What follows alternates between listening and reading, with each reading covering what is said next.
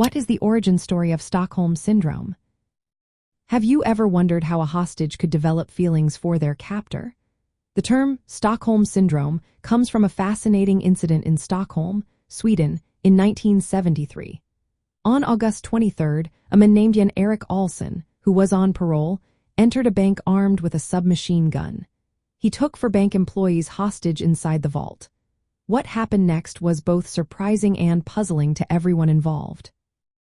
During the 6-day standoff, the hostages began to form emotional bonds with Olsson.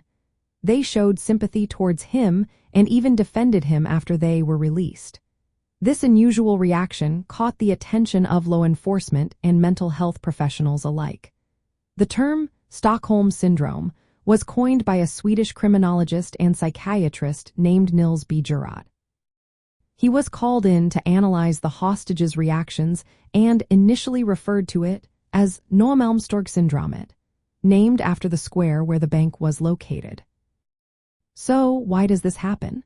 From an anthropological perspective, Stockholm Syndrome can be seen as a survival mechanism. When faced with extreme stress and danger, hostages may feel that forming a cooperative relationship with their captors is essential for their survival.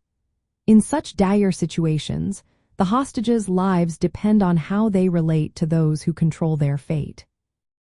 This bond can be viewed as a form of conformity and obedience to power. The captors hold all the cards, and small acts of kindness or the absence of harm can be interpreted as goodwill. This helps the captives cope with their feelings of vulnerability and dependence.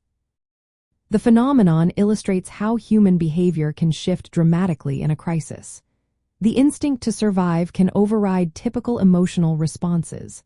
It also highlights the complex relationship between power, fear, trust, and social bonding when people are under duress.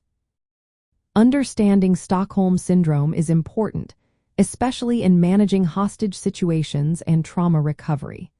It challenges our assumptions about how victims behave and shows the importance of context in interpreting their responses to trauma.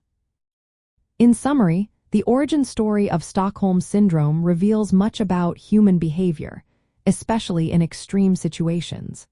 It serves as a reminder of how our instincts can lead us to form unexpected connections, even in the most challenging circumstances.